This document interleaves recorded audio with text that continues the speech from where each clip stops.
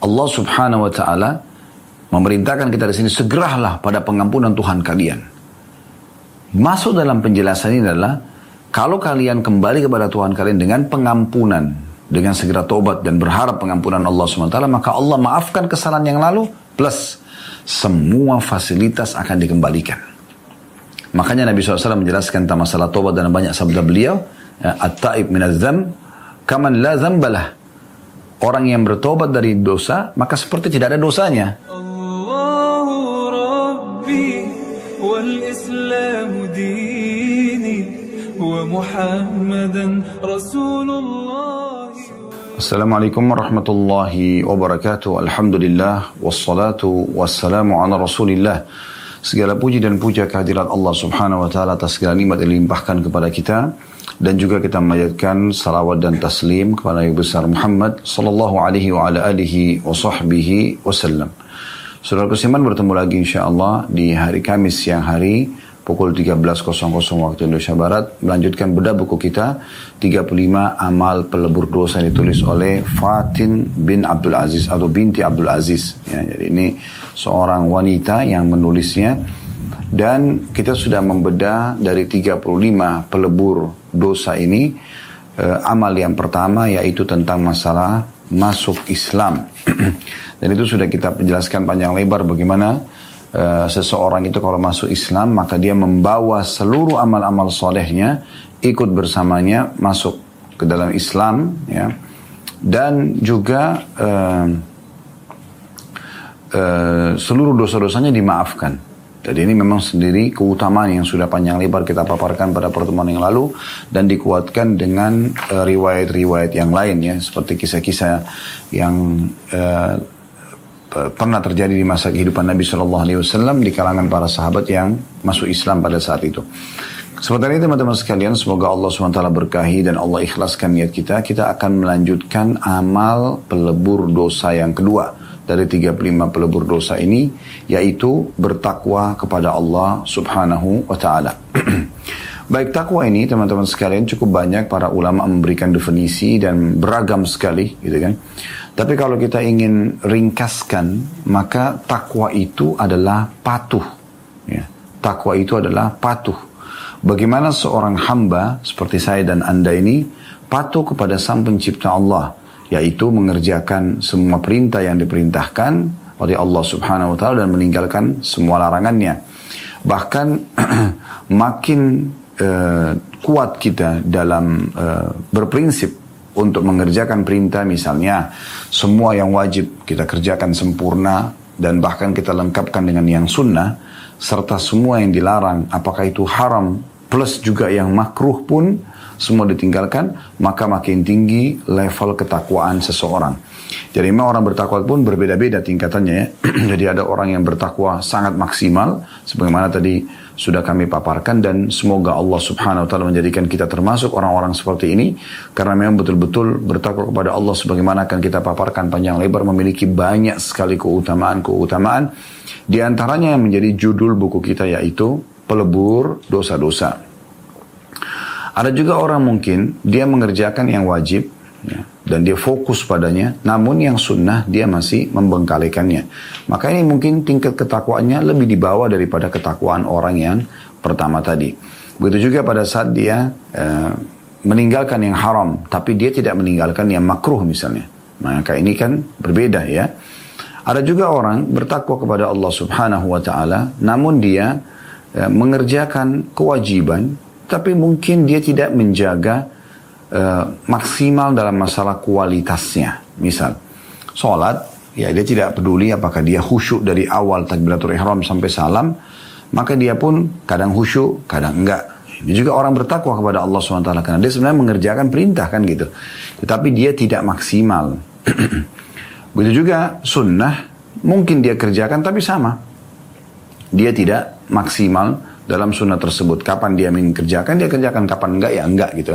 Atau mungkin dia tidak menjaga level kehusyuannya tadi.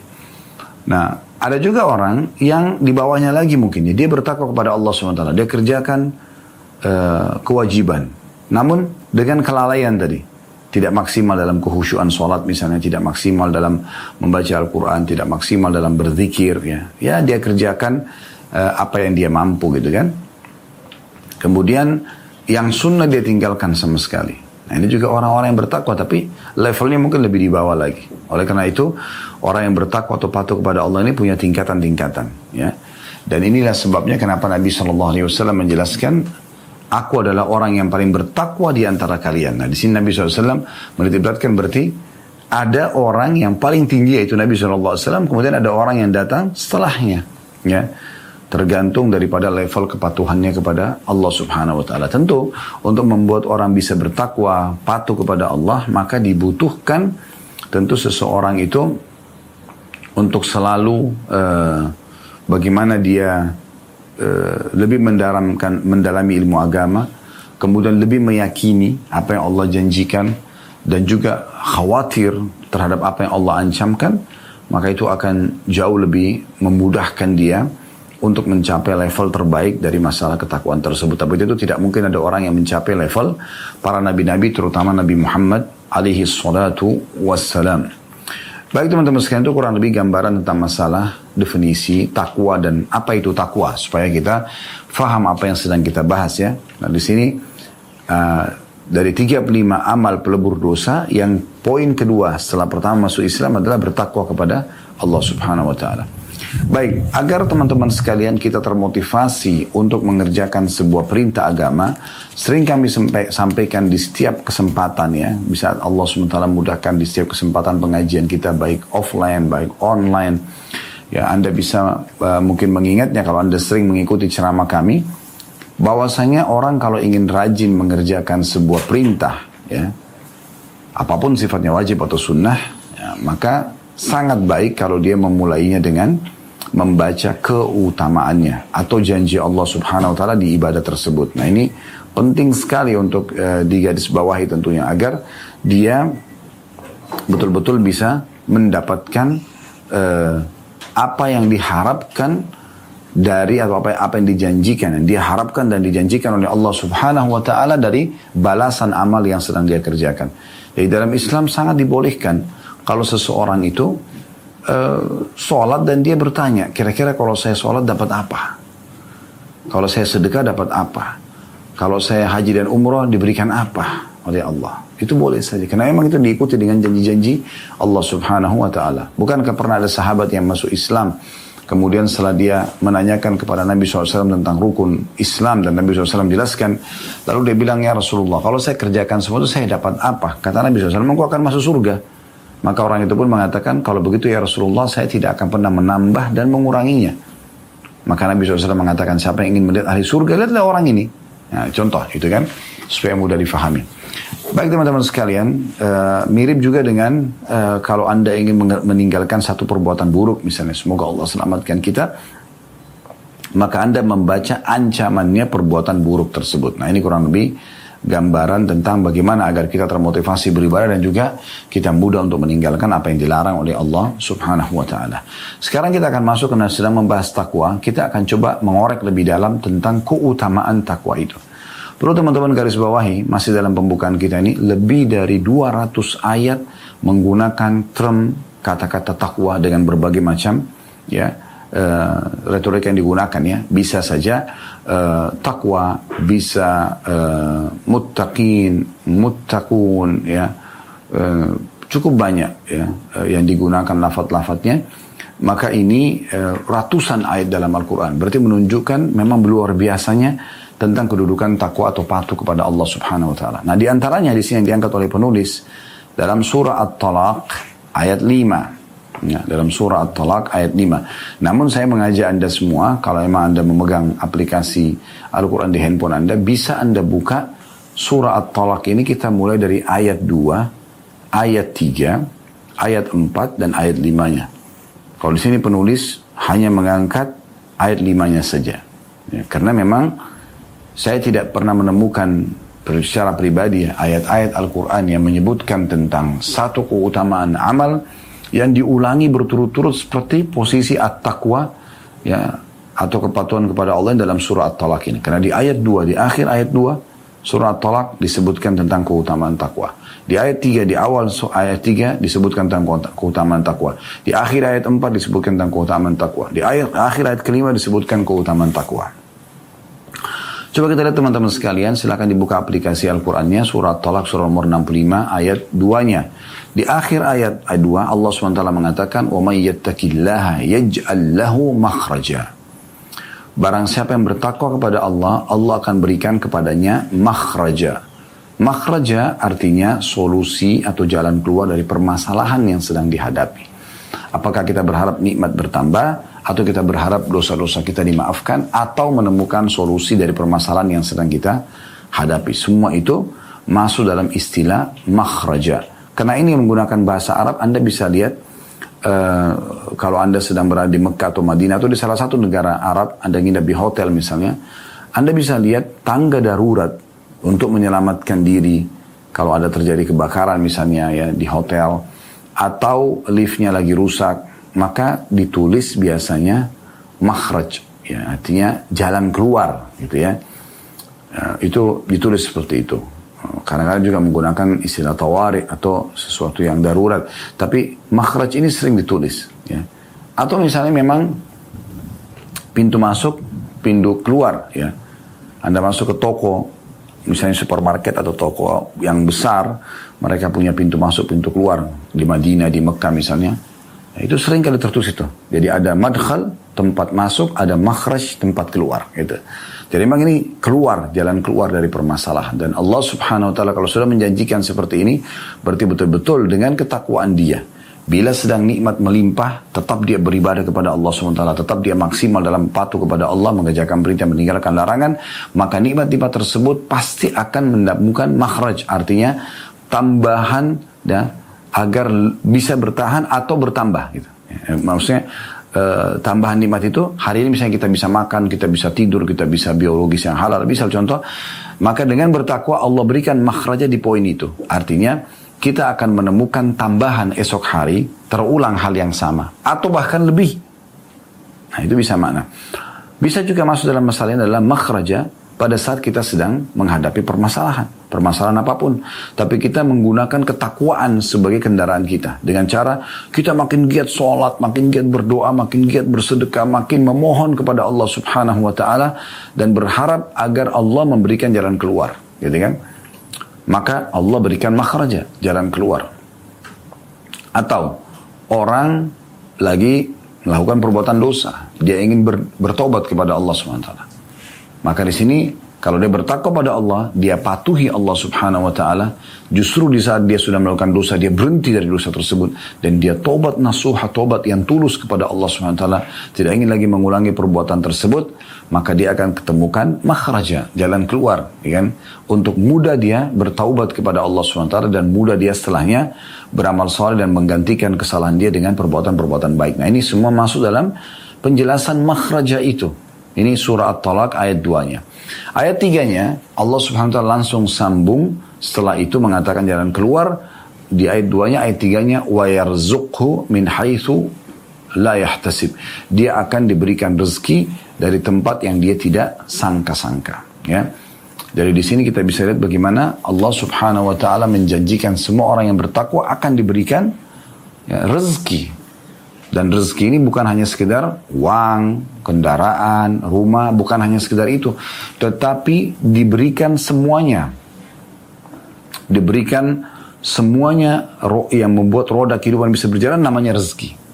Kesehatan, keturunan gitu kan, segala macam. Di antaranya juga harta. Tapi jangan sampai Anda sempitkan makna rezeki hanya di harta saja. Ini poin penting sekali untuk digarisbawahi. Kan gitu. Nah, kemudian Allah Subhanahu wa ta'ala kita pindah ke ayat 4-nya juga mengatakan, "Wa may yattaqillaha yaj'al min amrihi yusra." Siapa yang bertakwa kepada Allah, Allah akan jadikan seluruh urusannya, ya, segala kebutuhannya mudah. Di ayat 2-nya disebutkan makhraja, jalan keluar. Tapi memang belum terinci apakah jalan keluar itu mudah atau enggak. Tapi ada jalan keluar. Misal contoh, untuk orang sembuh dari sebuah penyakit, dia bisa saja melalui operasi dulu, baru sembuh. Itu kan juga makhraj, jalan keluar kan. dia untuk memulai usaha, dia harus utang dulu misalnya. Itu juga jadi makhraj, walaupun nanti dibayar utangnya misalnya. Tapi di ayat 4 ini bisa bermakna, dan siapa yang bertakwa kepada Allah, tidak ditingkatkan ketakwaannya, maka akan dimudahkan urusannya. Artinya mungkin bisa saja tanpa operasi sembuh. Tanpa utang bisa punya modal usaha misalnya ya. Dengan kerjasama sama orang lain misalnya. Atau Allah tiba-tiba berikan dia rezeki, dapat warisan, atau yang sejenisnya, dapat pekerjaan misalnya. Dan seterusnya ya. Itu bisa terjadi. Di ayat 5-nya, ini diangkat sebagai saksi bahasan oleh penulis ya. Dzalika amrullahi anzalahu ilaikum, ini juga di akhir ayat, wa may yattaqillaha yukaffir anhu sayyi'ati wa yu'dhim lahu ajra. Ya. Itulah perintah Allah yang diturunkan kepada kamu, dan barang siapa yang bertakwa kepada Allah, niscaya dia-nya besar kata ganti Allah, dia akan menghapus kesalahan-kesalahannya dan melipat gandakan pahala baginya. Ini yang dijangkat sebagai saksi bahasan. Baik, sekarang kita coba fokus melihat bagaimana penulis menjabarkan kepada kita tentang At-Talaq ayat 5 ini. Atau keutamaan yang keempat kalau dalam surah At-Talaq. Ya, karena tadi surah At-Talaq ayat 2 ada penjelasan tentang takwa, ada makhraja. Di ayat 3-nya ada diberikan rezeki dari tempat tidak disangka-sangka. Di ayat 4-nya akan dimudahkan urusannya, dan di ayat kelima ini akan dimaafkan kesalahannya, dan ini jadi saksi bahasan. Penulis memilih dan fokus ke ayat ini karena memang beliau tulis buku judulnya 35 pelebur dosa, jadi beliau garis bawahi bahasa dosanya ya. Karena di ayat kelima ini dikatakan dan orang bertakwa kepada Allah, atau siapa yang bertakwa kepada Allah akan dimaafkan dosa-dosanya dan akan dilipat gandakan balasan pahalanya. Jadi ini yang dimaksudkan. Baik, saya akan bacakan bagi teman-teman yang pegang bukunya di halaman 4. Kata penulis Hafidah Allah, jadi beliau karena seorang wanita, bertakwa kepada Allah SWT termasuk sebab utama untuk menghapus kesalahan. Sebagaimana ia menjadi sebab mendapatkan pahala yang besar dan masuk surga. Jadi beliau langsung rincikan di paragraf pertama, ada 3 hal yang langsung didapatkan dengan ketakwaan. Bertakwa kepada Allah termasuk sebab utama menghapuskan kesalahan. Diampuni dosa-dosa, karena di surah At-Talaq ayat 5 Allah bilang, "Wa may yattaqillaha yukaffir anhu sayyi'atihi." Siapa yang bertakwa kepada Allah, Allah akan maafkan kesalahannya. Kemudian sebagaimana juga akan menjadi sebab mendapatkan pahala yang besar, karena takwa adalah sebuah kepatuhan, gitu kan? Artinya sebuah perintah, ibadah. Orang kalau bertakwa pada Allah SWT patuh itu ibadah sendiri, selain daripada jenis ibadah yang sedang dia kerjakan, gitu ya. Misalnya orang patuh dalam mengerjakan sholat. Nah, dia dapat pahala kepatuhannya yang diistilahkan dengan takwa. Dia juga dapat pahala sholatnya. Jadi dia dapat 2 gitu. Kemudian yang ketiga dikatakan dan juga penyebab masuk ke dalam surga. Karena orang yang diampuni dosanya, diberikan pahala besar, sasarannya, targetnya akan masuk ke dalam surga. Nah, itu yang dimaksudkan di sini. Kemudian beliau mengatakan, menukil perkataan Imam At-Tabari rahimahullah berkata bahwa maksud Allah Subhanahu wa taala berfirman, "Wa may yattaqillaha yukaffir anhu sayyi'atihi," dan barang siapa yang bertakwa kepada Allah niscaya dia Allah akan menghapuskan kesalahan-kesalahannya, adalah barang siapa yang takut dan bertakwa atau patuh kepadanya dengan meninggalkan kemaksiatan dan menjalankan kewajiban, niscaya Allah akan menghapus dosa dan kesalahannya. Sedangkan maksud dari firman Allah Subhanahu wa taala, "Wa yu'dhim lahu ajra," dan Allah akan melipat gandakan pahala baginya, yaitu dia Allah akan melipat gandakan pahala atas amal dan takwanya, yang mana konsekuensinya adalah memasukkannya ke dalam surga yang abadi di dalamnya. Ya, jadi ini kita bisa sedikit tambahkan lagi, lebih rincikan lagi ya. Jadi beliau memberikan gambaran atau menukil perkataan Imam Tabari rahimahullah, dan Tabari ini seorang ahli tafsir yang masyhur, memiliki kitab yang dikenal dengan tafsir At-Tabari ya. Maka beliau mengatakan potongan ayat tadi At-Talaq ayat 5 di akhirnya, "Wa may yattaqillaha yukaffir anhu sayyi'atihi," siapa yang bertakwa kepada Allah maka akan diampuni dosa-dosanya. Ini dijelaskan dulu. Kemudian wa yu'dhim lahu ajra, dan akan dilipat gandakan pahala yang juga dijelaskan. Oke. Kita kembali ulangi teman-teman sekalian supaya lebih jelas ya apa yang akan didapatkan kalau Anda bertakwa kepada Allah Subhanahu wa taala. Potongan kata beliau, "Wa may yattaqillaha yaj'al lahu wa may yattaqillaha yukaffir anhu sayyi'atihi," siapa yang bertakwa kepada Allah, Allah akan menghapuskan dosa-dosanya. Beliau mengatakan ya adalah barang siapa yang takut dan bertakwa kepadanya, selalu saja khawatir kalau dia sholat nanti takut Allah nggak terima. Ketakutan ini positif. Supaya dia selalu menjaga kehusyuan dan kualitasnya gitu kan. Dan kalau dia berbuat dosa, dia takut dihukum. Sehingga dia tidak melakukan perbuatan dosa karena takut hukuman tersebut. Nah ini namanya ketakwaan. Kata beliau, barang siapa yang takut dan takwa kepada Allah, patuh akhirnya kepada Allah, tidak jadi buat dosa atau dia mengerjakan ketaatan, dengan meninggalkan kemaksiatan dan menjalankan kewajiban. Ini perkataan beliau. Niscaya Allah akan menghapus dosa dan kesalahannya.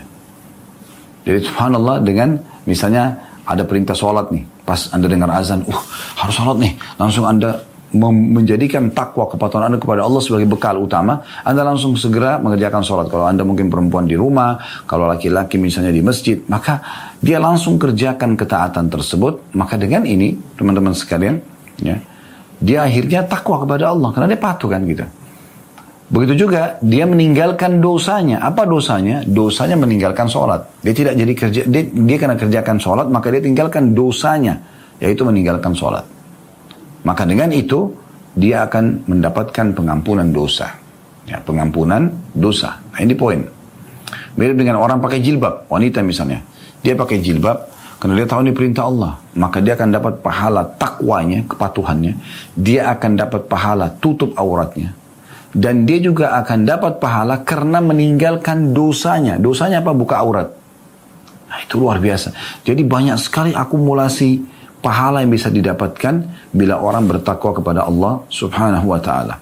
Kemudian beliau menambahkan dengan perincian lebih dalam lagi masalah wa yu'dhim lahu ajra, dan akan dilipat gandakan untuknya pahala. Beliau mengatakan, yaitu Allah akan melipat gandakan pahala atas amal dan takwanya, yang mana konsekuensinya adalah memasukkannya ke dalam surga dan dia abadi di dalamnya. Tadi saya bilang, bagaimana caranya memahami Allah akan melipat gandakan pahala bagi orang yang bertakwa, karena dengan dia patuh saja. Azan, saya mau sholat karena Allah perintahkan. Sudah cukup dapat pahala itu. Dia sholat, dapat pahala lagi. Belum lagi semua konsekuensinya, seperti misalnya jalan ke masjid, wudu, ya, kemudian saf pertama, kemudian dapat takbiratul ihram pertama imam. Kan semua itu punya keutamaan ya. Intinya sebenarnya kalau kita lakukan, dia kerjakan sholat, pahala sendiri lagi. Kemudian dia meninggalkan larangannya, dosanya yaitu meninggalkan sholat juga ada pahalanya sendiri. Karena dengan dia kerjakan ketaatan berarti dia tinggalkan lawannya kan gitu. Nah ini luar biasa gitu. Kemudian beliau mengangkat firman Allah SWT yang lain dalam surah Al-Anfal ayat 29. Yang bunyinya, Ya ayyuhalladzina amanu in tattaqullaha yaj'al lakum furqanan wa yukaffir ankum sayyiatikum wa yakfir lakum. Wallahu dhul fadlil azim. Hai orang-orang beriman, jika kamu bertakwa kepada Allah, niscaya dia Allah akan memberikan kepadamu furqan. Ya, nanti akan dijelaskan apa makna furqan. Dan menghapuskan segala kesalahan-kesalahanmu. Dan mengampuni dosa-dosamu. Dan Allah mempunyai karunia yang besar. Muhammad bin Ishaq rahimahullah berkata, beliau menukil ini, penulis menukil ini, furqan adalah pembeda antara kebenaran dan kebatilan. Jadi dengan kita bertakwa pada Allah, kita jadi tahu, oh ternyata yang hak adalah mengerjakan sholat, yang batil adalah meninggalkan sholat. Jadi kita bisa bedakan. Dan kita akhirnya selalu termotivasi untuk mengerjakan yang diperintah dan meninggalkan apa yang dilarang. Nah seperti itu. Nah, ini gambarannya. Imam Ibn Katsir rahimahullah berkata dalam tafsir beliau, tafsir Quran Al-Azim, dalam makna surah Al-Anfal ayat 29 ini, beliau mengatakan sesungguhnya orang yang bertakwa kepada Allah subhanahu wa ta'ala dengan mengerjakan perintah dan menjauhi larangannya telah diberi taufik untuk mengetahui mana yang hak dan mana yang batil. Yang mana itu semua menjadi sebab memperoleh kemenangan, keselamatan, jalan keluar dari permasalahan hidup di dunia dan juga kebahagiaan di akhirat serta terhapusnya dosa. Takwa adalah penghapusnya dan penutup aibnya dari manusia, serta ia adalah jalan memperoleh pahala yang besar. Jadi ini luar biasa ya, perlu kita ulangi kembali supaya jelas. Ibnu Katsir rahimahullah berkata, ini tafsir surah Al-Anfal ayat 29 tentang akan diberikan furqan ya bagi orang yang bertakwa. Beliau mengatakan sesungguhnya orang yang bertakwa kepada Allah SWT dengan mengerjakan perintah. Ada perintah sholat, perintah puasa, perintah bakti sama orang tua, perintah zikir, perintah baca Quran, dan seterusnya dikerjakan. Dan menjauhi larangan. Lawannya itu ya, meninggalkan Al-Quran, meninggalkan sholat, meninggalkan durhaka sama orang tua misalnya. Nah ini semua ini lawannya, gitu kan. Telah diberi taufik untuk mengetahui mana yang hak, mana yang batil. Dengan mengerjakan yang tadi diperintahkan dan meninggalkan dilarang, berarti dia tahu mana yang hak, mana yang batil. Itu diistilahkan dengan furqan. Allah berikan kepada dia furqan, sehingga dia terus-menerus ingin mengejar mana yang diperintahkan dan terus-menerus ingin meninggalkan apa yang dilarang, gitu kan. Bahkan di saat ada peluang untuk mengerjakan ibadah, dia tidak akan terlambat. Pada saat ada peluang berbuat dosa, dia akan sangat khawatir. Walaupun godaannya berat, dia berperang dengan jiwanya sendiri antara terjerumus nggak ya, gitu ya.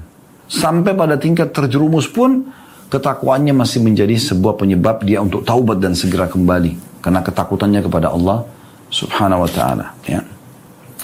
Kemudian beliau mengatakan, yang mana semua itu, ya, kalau orang bertakwa akan diberikan, mengerjakan perintah, meninggalkan akan diberikan bisa membedakan mana yang hak dan mana yang batil. Dengan semua itu akan menjadi penyebab memperoleh kemenangan, keselamatan, jalan keluar dari permasalahan hidup di dunia, dan juga kebahagiaan di akhirat, serta terhapusnya dosa. Takwa adalah penghapusnya dan penutup aibnya dari manusia, serta ia adalah jalan memperoleh pahala yang sangat besar. Jadi luar biasa. Takwa kepada Allah SWT itu banyak sekali memberikan faedah-faedah kita, dan makna furqan dijabarkan panjang lebar oleh Imam Ibnu Katsir rahimahullah. Ini luar biasa ya, terutama perkataan-perkataan terakhirnya. Beliau mengatakan, saya ulangi kembali ya, sesungguhnya orang-orang yang bertakwa kepada Allah dengan mengerjakan perintah dan juga menjauhi larangannya. Sekali lagi ini penting, mengerjakan semua perintah. Makin tinggi Anda mengerjakan perintah, mengejar yang wajib dan yang sunnah, dan meninggalkan larangan yang haram ataupun makruh, maka dia diberikan taufik mengenal mana yang hak, mana yang batil, mana perintah, mana larangan, ya. Mana yang harus dia kerjakan, mana yang tidak boleh dia kerjakan misalnya. Yang mana semua itu dengan dia terus sibuk beramal soleh dan meninggalkan larangan akan menjadi penyebab memperoleh kemenangan, keselamatan, jangan keluar dari permasalahan hidup di dunia, dan juga kebahagiaan di akhirat anti balasan, serta terhapusnya dosa-dosa. Takwa adalah penghapus dosa itu sendiri dan penutup aibnya dari manusia, serta ia adalah jalan memperoleh pahala yang besar. Jadi dari sini teman-teman sekalian kita ambil sebuah benang merah penting, ya, atau poin penting, ada note di sini, bahwasanya Anda kalau sedang memiliki nikmat yang besar, ya, bertakwalah kepada Allah Subhanahu wa taala. Makin patuh, makin gencar ibadah kepada Allah, maka nikmat itu akan bertambah dengan ketakwaan kepada Allah Subhanahu wa taala. Akan diberikan jalan keluar agar Anda lebih banyak memiliki bisnis, Anda lebih banyak memiliki keturunan, Anda lebih banyak lebih lama menikmati kesehatan misalnya dengan panjang umur dan seterusnya. Nah, ini Anda akan nikmati. Begitu juga dengan masalah yang sedang Anda hadapi, Anda akan mendapatkan jalan keluarnya. Ada dosa akan dimaafkan. Jadi semua betul-betul akan termudahkan dengan bertakwa kepada Allah Subhanahu wa ta'ala. Baik teman-teman sekalian, kita melanjutkan sisa bahasan berhubungan dengan masalah takwa kepada Allah Subhanahu wa ta'ala atau patuh ini, dan semoga Allah menjadikan kita orang-orang yang selalu bertakwa kepadanya tentunya. Allahumma amin. Kita akan lanjutkan surah Al-Imran, surah nomor 3 ayat 133 sampai 134. Ini dalil yang diangkat oleh penulis tentunya sebagai dalil yang ketiga dalam bahasan beliau. Saya bacakan Al-Imran 133 sampai 134. Wasari'u ila maghfiratin min rabbikum wa jannatin arduha as-samawati wal ardu 'iddat lil muttaqin alladhina yunfikuna fis sarra'i wad dharra'i wal qadhimina al ghaidha wal 'afina 'anil nas wallahu yuhibbul muhsinin. Dan bergegaslah kamu kepada ampunan dari Tuhanmu dan kepada surga yang luasnya seluas langit dan bumi, yang disediakan untuk orang-orang yang bertakwa. Ini saksi bahasan kita. Yaitu, siapa orang yang bertakwa? Ciri-ciri mereka dalam ayat ini disebutkan, yaitu orang-orang yang menafkahkan hartanya baik di waktu lapang maupun sempit. Dan orang-orang yang menahan amarahnya, juga memaafkan kesalahan orang. Dan Allah menyukai orang-orang yang berbuat kebajikan. Nah, di sini perlu digarisbawahi teman-teman sekalian, Al-Imran 133-nya, perhatikan, saya ulangi lagi, dan bergegaslah kalian kepada pengampunan Tuhan kalian dan kejarlah surga yang luasnya seluas langit dan bumi. Perhatikan, yang dijanjikan untuk orang-orang yang bertakwa. Jadi surga itu dijanjikan untuk orang-orang yang bertakwa atau patuh kepada Allah subhanahu wa ta'ala. Baik, sekarang kita lihat penulis menukil perkataan Imam Qurtubi rahimahullah dalam tafsir beliau. Beliau mengatakan, wasari'u, potongan awal ayat, bergegaslah dan berlumba-lumbalah kepada ampunan Tuhanmu. Ya. Atau di sini dikatakan wasari'u dan bergegaslah dan berlumba-lumbalah.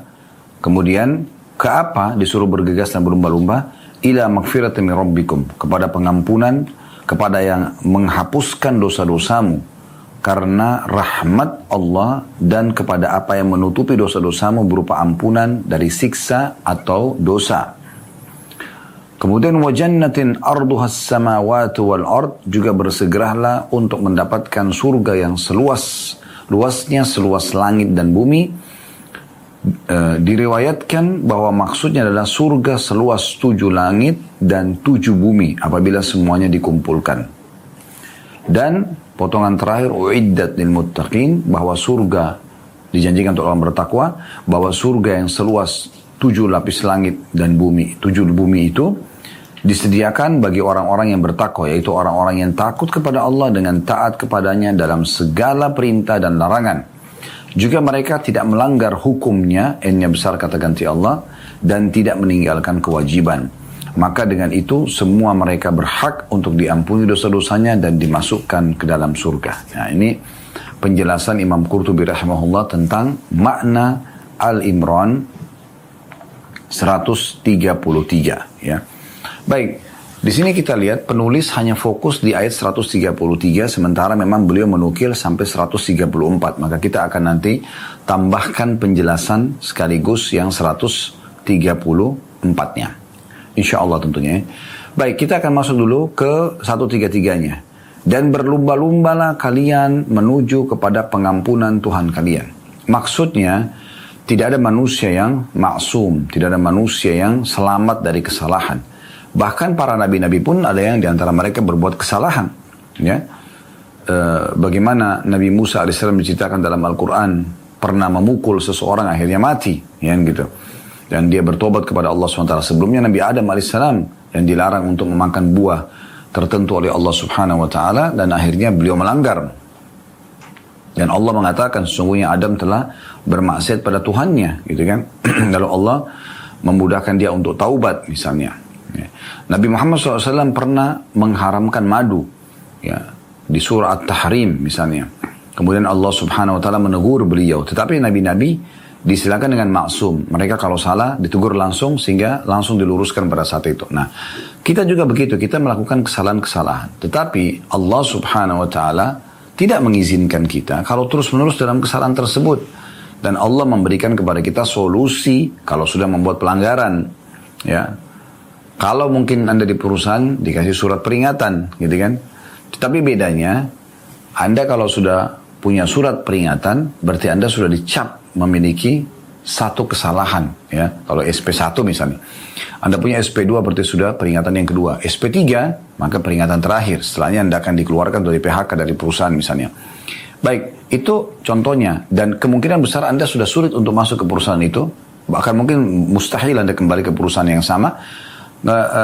Dan kalau Anda pun ingin ke perusahaan yang lain, mereka akan tanya, Anda ini pernah kerja di mana? Kalau kita mengatakan kerja di sana, ada nggak surat pengalaman kerjanya? Biasanya kan perusahaan begitu ya, supaya oh ternyata ini orangnya nih track recordnya dia bagus gitu kan, riwayatnya dia bagus, supaya oke, layak kita terima misalnya. Nah, kalau Anda di PHK, Anda tidak bisa minta itu, tidak mungkin Anda minta itu kan, karena perusahaan yang pertama pasti tidak akan memberikan. Tapi subhanallah, dengan sang pencipta Allah yang maha pemurah beda sekali.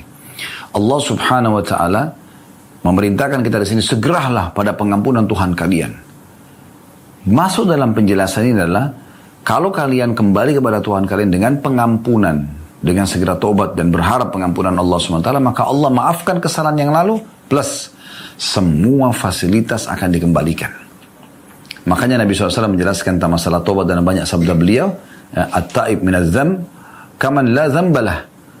orang yang bertobat dari dosa, maka seperti tidak ada dosanya. Artinya tidak ada lagi konsekuensi dari dosa tersebut, kayak misalnya hukuman. Bahkan fasilitasnya kembali.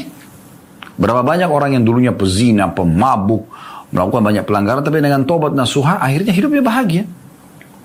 Bisa menikah dengan orang yang baik-baik, bisa punya keturunan, bisa punya perusahaan, bahkan meninggal husnul khatimah. Kan begitu. Jadi beda sekali, subhanallah, antara Allah Azza wa Jalla, sang pencipta, Allah yang maha pemurah, dengan manusia. Kalau manusia, sulit sekali untuk bisa memaafkan kita. Sulit sekali untuk bisa, walaupun dia maafkan, belum tentu dia akan memberikan kita fasilitas yang sama seperti awal. Tapi Allah subhanahu wa ta'ala sangat beda. Allah subhanahu wa ta'ala, zat yang maha pemurah ini, justru mengajak kita segera kembali ke jalannya, dan setelah itu dengan itu dimaafkan kesalahan, dan setelah itu kita diberikan fasilitas yang akan kita dapatkan dengan kita memperbaiki keadaan setelahnya. Jadi tetap akan dapat kesehatan, akan dapat keturunan, kebahagiaan, meninggal pun akan dapat surga. Gitu kan? Dengan kembali kepadanya. Ini makna yang luar biasa, dalam sekali. Oleh karena itu Allah SWT sini juga luar biasa menggunakan bahasa wasari'u, bergegas, segera, jangan ditunda. Allah itu maha luas rahmatnya, segera taubat, dia akan terima. Bahkan masuk dalam kategori dosa besar sebagaimana ditulis oleh Imam Az-Zahabi rahimahullah dalam kitab Al-Kabair beliau, dosa besar putus asa dari rahmat Allah subhanahu wa ta'ala.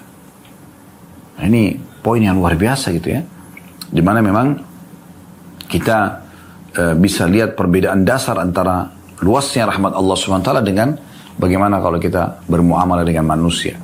Lalu kemudian Allah SWT sebagai bukti bahwasanya fasilitas akan kembali, beliau mengatakan, atau Allah SWT menjanjikan, ila magfirati min rabbikum, segera kepada kemampuan Tuhan kalian, wa jannah, langsung dihubungkan dengan, dan surga yang luasnya seluas langit dan bumi.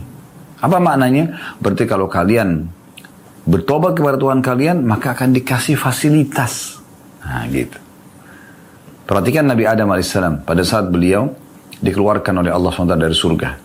Beliau tidak minta agar dikembalikan ke surga, tapi beliau memohon agar dimaafkan kesalahannya. Karena beliau tahu, dengan dimaafkan kesalahan, fasilitas itu akan dapat kembali. Nah gitu. Nah ini poin penting. Jadi semua fasilitas yang Anda harapkan dari Allah SWT akan kembali kepada Anda. Dengan cara bertaubat kepadanya. Ini maknanya, gitu kan. Kemudian ditutup di ayat ini, ayat 133 dikatakan u'iddatil muttaqin, dan ketahuilah surga akan diberikan kepada orang-orang yang bertakwa. Nah, ini korelasinya sangat erat satu sama yang lain ya. Berarti surga bukan hanya untuk orang yang selalu patuh saja, dari awal balik sampai dia meninggal dalam ketakwaan. Tapi surga akan diberikan juga bagi orang yang pernah melanggar, kemudian dia bertaubat, lalu kemudian dia mempertahankan sampai meninggal, maka dia akan masuk ke dalam surga. Semua masuk dalam kategori takwa. Di awal pembukaan tadi sudah kita jelaskan. Takwa berbeda-beda levelnya. Ada orang yang betul-betul konsisten, komitmen, prinsipil dia. Punya prinsip yang sangat kuat. Ini halal, saya nikmati. Ini perintah, saya kerjakan. Apapun rintangannya. Ini larangan, maka saya jauhi. Ini yang haram, saya tinggalkan. Itu. Ini luar biasa level tertinggi. Gitu kan? Dari takwa. Tadi saya bilang ada juga orang yang dia komitmen mengerjakan ketaatan tapi yang wajib saja, yang sunnah tidak. Kalau yang pertama tadi wajib sama sunnah. Di dalam larangan dia meninggalkan yang haram tapi dia tidak meninggalkan yang makruh. Level di bawahnya. Level di bawahnya lagi. Ada orang mengerjakan ketaatan kepada Allah ya, tetapi dia secara kualitas lebih di bawah daripada level yang kedua tadi. Kalau tadi yang kedua itu maksimal dia dalam kekhusyuan sholat, dalam membaca Al-Quran, dalam bersedekah. Tapi dia tidak mengerjakan yang sunnah. Nah kalau yang ketiga ini, dia ketakwa kepada Allah SWT. Dia kerjakan ketaatan yang wajib, tetapi dia masih lalai secara kualitas. Cuman dia masih mengerjakan yang sunnah. Sunnahnya pun tidak terlalu dijaga kualitasnya. Ini masih level takwa. Ya. Tetapi level yang kedua tetap lebih tinggi. Kenapa? Karena dia mengerjakan yang wajib maksimal.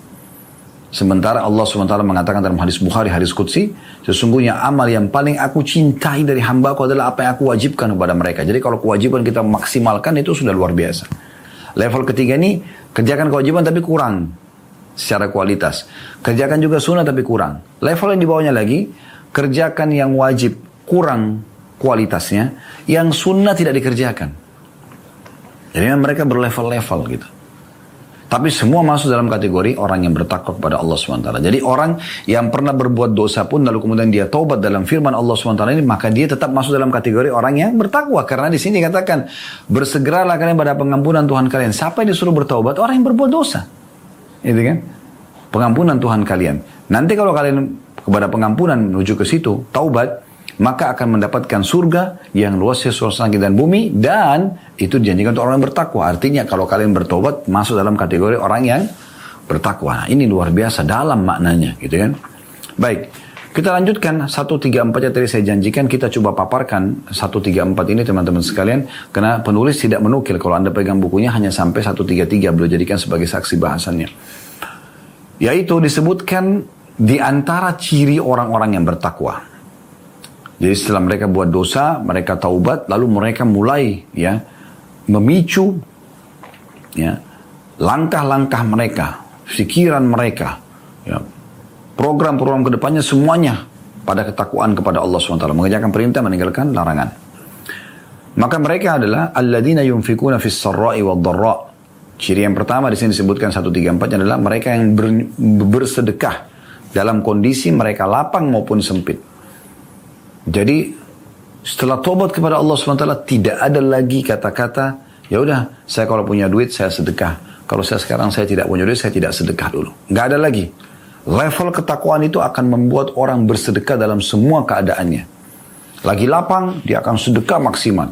Lagi sempat pun tetap bersedekah sesuai dengan keadaan dia. Walaupun hanya dia berbagi makanan yang akan dia makan.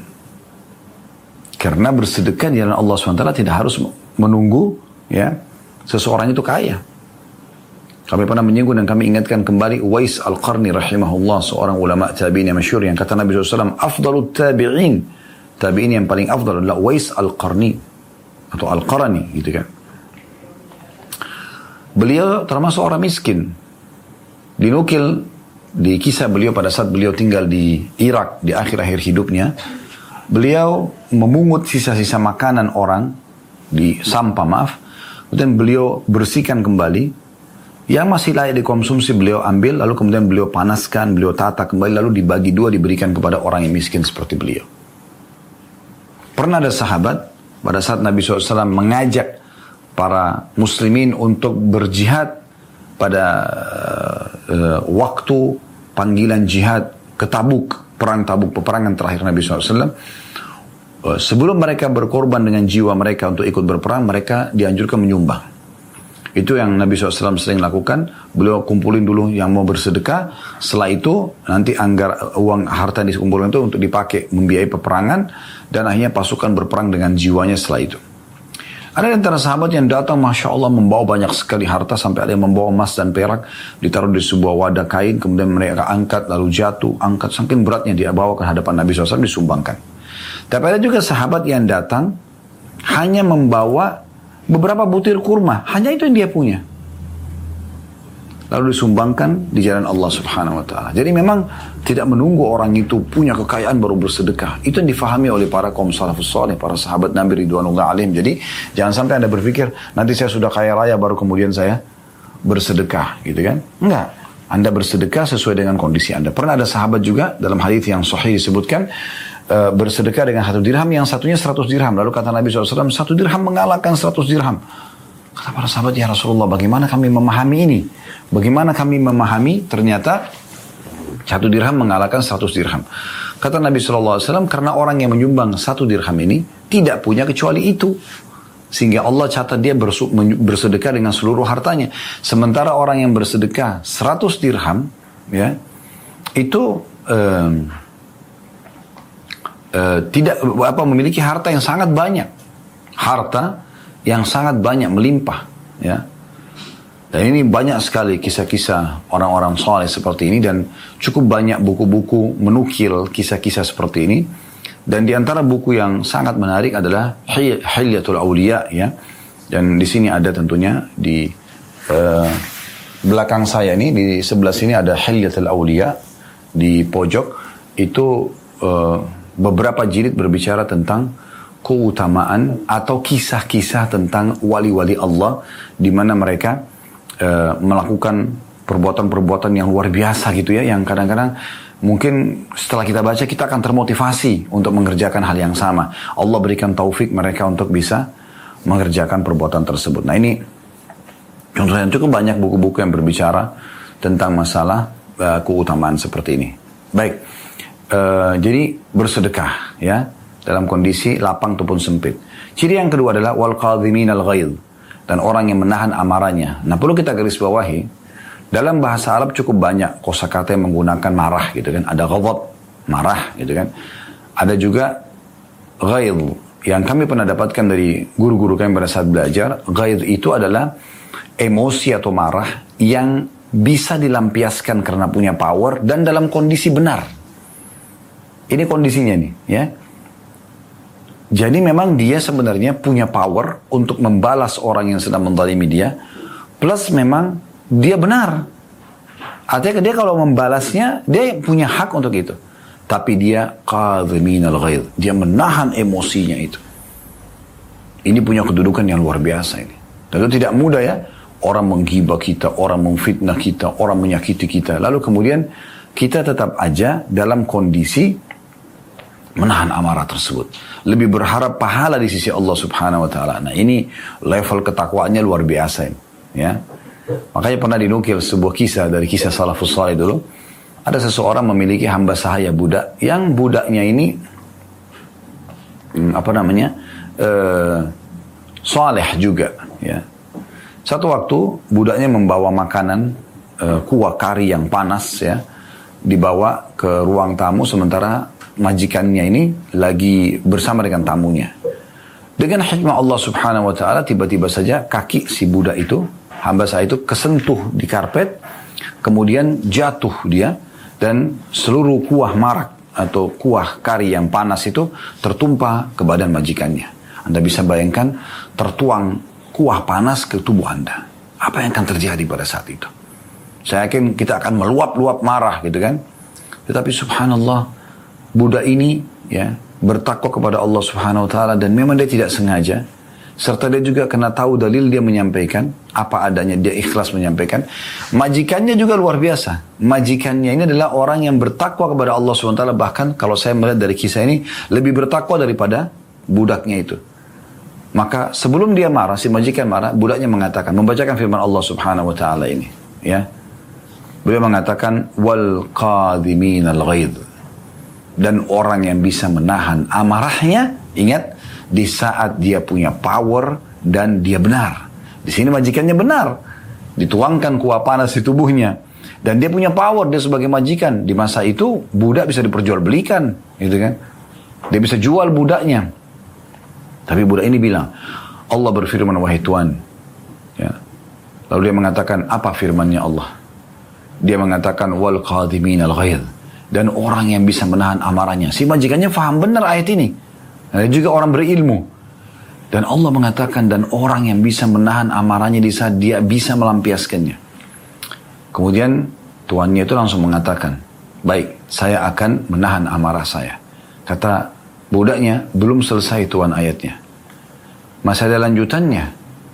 Wal'afina anin nas, dan orang yang suka memaafkan orang lain. Anda perhatikan lanjutan ayat itu ya. Dan orang yang suka memaafkan orang lain. Maka tuannya mengatakan, saya sudah maafkan kamu. Kata budaknya, belum selesai ayatnya Tuan. Ada lanjutannya di akhir, wallahu yuhibbul muhsinin, dan Allah sangat suka dengan orang yang berbuat baik. Maka majikannya langsung meraih pesan emas dari ayat Al-Quran ini. Dia mengatakan, kalau begitu karena Allah menyukai orang berbuat baik, kalau begitu pergilah, engkau telah aku bebaskan dari keterbudakanmu. Itu luar biasa itu, ya. Jadi bisa menahan emosi di saat kita punya power dan memang benar. Kemudian memaafkan orang yang berbuat kesalahan itu tuh berat banget itu kan. Tapi subhanallah, ini level ketakwaan yang luar biasa gitu.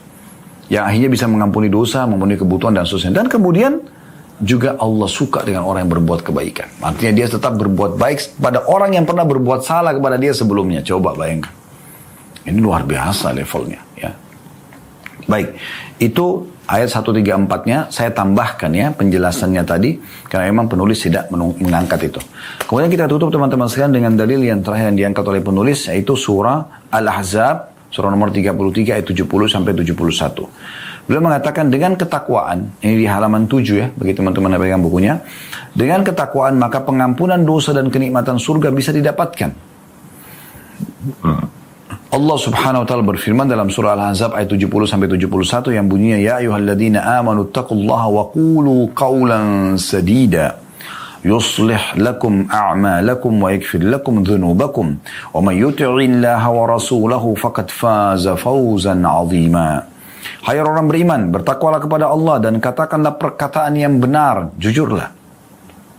Niscaya Allah akan memperbaiki bagimu amalan-amalanmu dan mengampuni bagimu dosa-dosamu. Barang siapa yang menaati Allah dan Rasulnya, maka sungguhnya ia telah mendapat kemenangan yang besar. Ia telah mendapat kemenangan yang besar. Ini ayat yang luar biasa gitu ya. Jadi Allah subhanahu wa ta'ala memerintahkan sekali lagi, hai orang beriman, bertakwalah kepada Allah. Patulah. Ingat, saya ingatkan lagi, patuh mengerjakan semua perintah. Yang maksimal semua kewajiban dengan kualitas tertinggi, kemudian semua yang sunnah dengan kualitas tertinggi, meninggalkan yang diharamkan dan meninggalkan yang makruh semuanya, ini level tertingginya gitu kan, dan ucapkan perkataan yang benar, jujur aja walaupun pahit gitu kan, sampaikan apa adanya. Kata Nabi SAW, as-sidqu tuma'nina, jujur adalah ketentraman jiwa, wal kadhibu ribah, dan berdusta adalah kegoncahan dalam jiwa. Apa manfaatnya kalau kita bertakwa pada Allah dan kita jujur? Udah tidak usah takut kecuali kepada Allah saja. Yuslih lakum a'malakum, Allah akan memperbaiki amalan-amalanmu, kekurangan-kekurangan amalmu. Allah akan tingkatkan kualitas dari amalmu. Kalau kurang khusyuk jadi lebih khusyuk, kalau khusyuk akan lebih khusyuk lagi, akan maksimal. Itu yuslih lakum a'malakum, Allah perbaiki amal-amal kalian. Wa yaghfir lakum dzunubakum, dan memaafkan kesalahan-kesalahan kalian. Wa man yuti'illaha wa rasulahu faqad faza fawzan 'azima, dan siapa yang mentaati Allah dan Rasulnya maka dia telah mendapatkan kemenangan yang sangat besar. Maksudnya di dunia dan juga akhirat. Baik, sebagai penutup teman-teman sekalian, beliau menukil perkataan Ibnu Abbas radhiyallahu anhu tentang ayat ini dalam tafsirnya. Yang dimaksud dengan qaulan sadida adalah perkataan yang benar. Ibnu Abbas radhiyallahu anhu dan Ikrimah berkata, qaulan sadida adalah ucapan la ilaha illallah, dan maknanya adalah ucapan yang lahir ya, dalam kurung luarnya sesuai dengan batinnya. Maksudnya perkataan yang diucapkan dengan dalam hati sama. Atau bermakna juga segala ucapan untuk mendapatkan ridho Allah, dan maknanya yang lain adalah ucapan yang dapat mendamaikan percekcokan. Jadi cukup makna luas tentang masalah makna daripada qaulan sadida. Bisa bermakna adalah ucapan la ilaha illallah yang tulus dalam hati, kalimat tauhid. Ada juga perkataan yang apa yang diucapkan dengan lisan bagi seseorang mukmin, maka itu yang dalam hatinya. Ini yang kemarin sempat kami singgung di materi kita sebelumnya ya, di kajian beda kitab tentunya, di hari Rabu kemarin di Riyadhus Shalihin. Seingat saya pernah singgung itu, bagaimana seorang mukmin harus sama antara apa yang nampak depan wajahnya ya dengan hatinya. Dia marah-marah, kalau dia senyumnya dia senyum tulus, gak ada berwajah dua seperti orang munafik gitu kan. Bisa juga bermakna adalah segala ucapan untuk mendapatkan ridho Allah. Qaulan sadida, selalu ucapkan yang baik-baik saja. Dan makna lainnya adalah ucapan qaulan sadida ini yang bisa mendamaikan orang yang sedang bercekcok. Bertakwa pada Allah dan qaulan sadida. Qaulan sadida ini punya makna-makna yang cukup luas tadi.